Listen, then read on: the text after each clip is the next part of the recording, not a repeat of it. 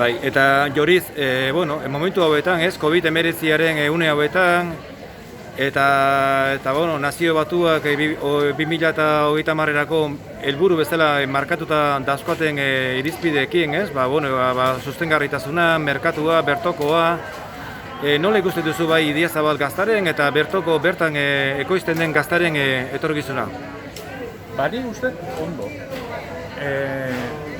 COVID-19ak pixkat ekarri diguna izan zen bertan erosi behar izate hori, bertan konsumitu behar izate hori, eta behar horrek azkenen ekarri du bertako produktuak eta baloratzea jendeak, eta gainera behar ditugula.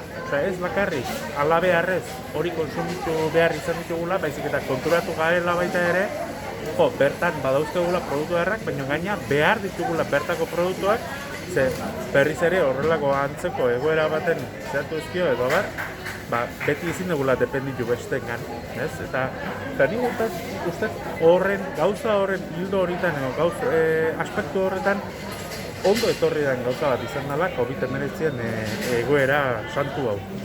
Jendea konturatzeko, ez?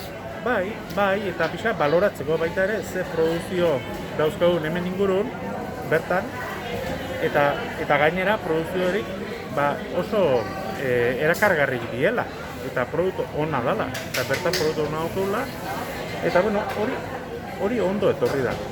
Eta gaina, hortik dator etorkizune ere, ez?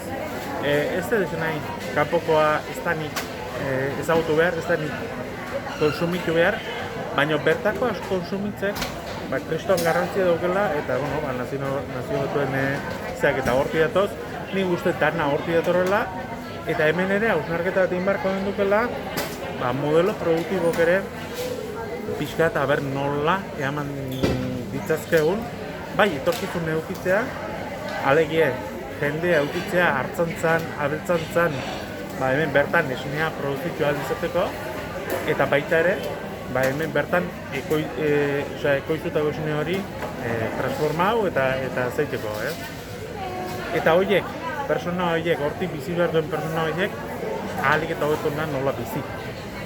Orduan, hausnarketa bizatz baita ere, hortik etorri behar da, duintasun ongizate hori lehen sektoren ere txertatu egin behar da, garantizatzeko baita ere, beste ongizate sistema baten, industriak oinarritako ongizate gizarte batek, bertakoa konsumitu behar duen hori, bertako hori onna izatea, eta gaina hortik bizi behar duen personak ere ondo bizi ahal izatea. Orduan, gure gizarten ekonomia hori, lehenengo sostengue bertakoa izan behar dola, Eta hori da, niretzeko, jasangarritasuna edo iraunkortasun hori bermauko duen oinarriteko bat. Eskerrik asko, Jorit.